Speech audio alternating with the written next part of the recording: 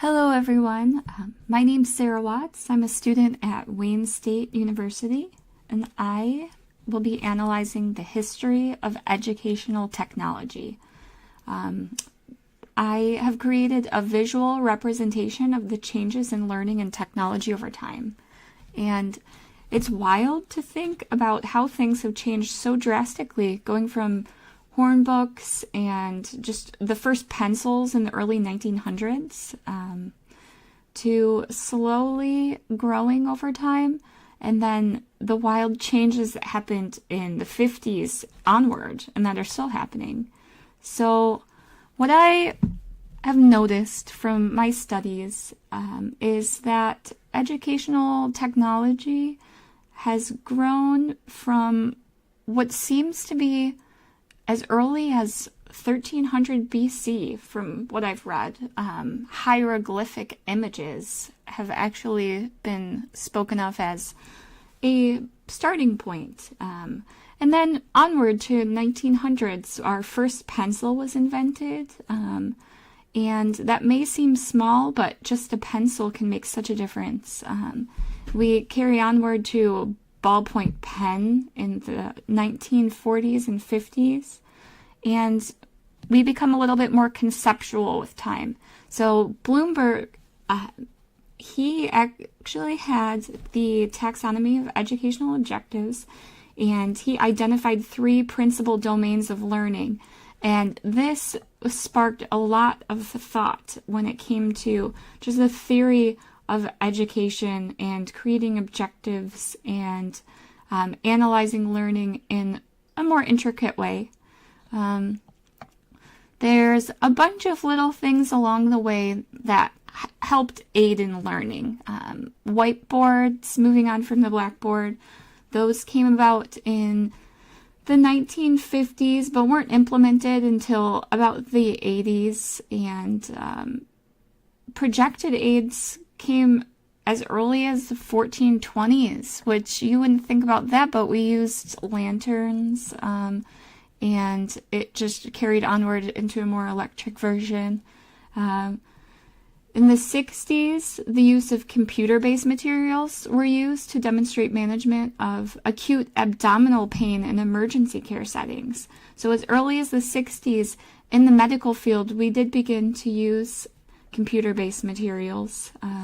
We have Robert Gagne identifying the 9 events of instruction, and he highlighted some very important areas in learning hierarchies and hierarchical analysis. That was 1965. That just is a step-by-step process of looking at learning, and it's not dead set that you have to follow step by step, but it's good things to think about during learning. We move onward to the 1980s. The birth of e-learning occurs. Methods are evaluated to how the PC could be used in an academic and interactive context, as Plato, the first generalized computer-assisted instruction system. It allows computers to be integrated into instruction. Concurrently, there's also a rising interest in the principles of cognitive psychology, which makes a difference if you look at just the behaviorist theory and how they view learning versus constructivism and the looking at cognition of learners and how people learn. So the 1990s rolls around.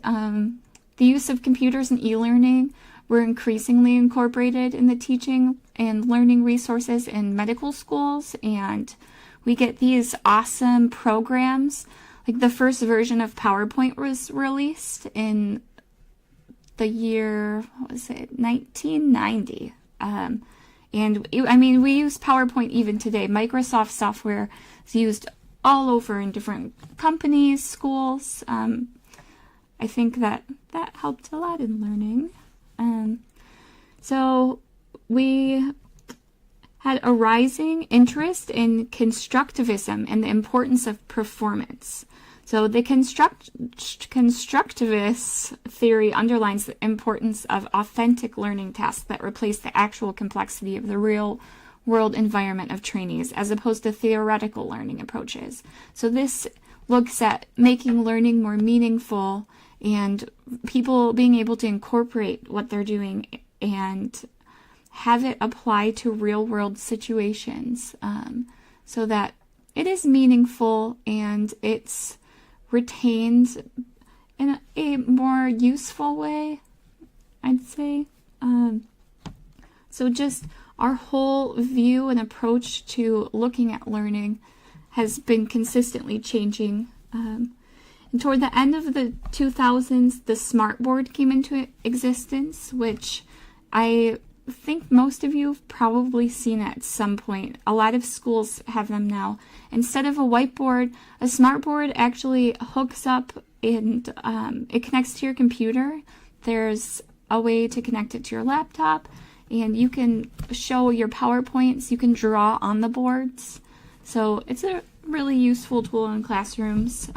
It just goes to show that we have grown and are continuing to grow substantially with every year and decade that passes by.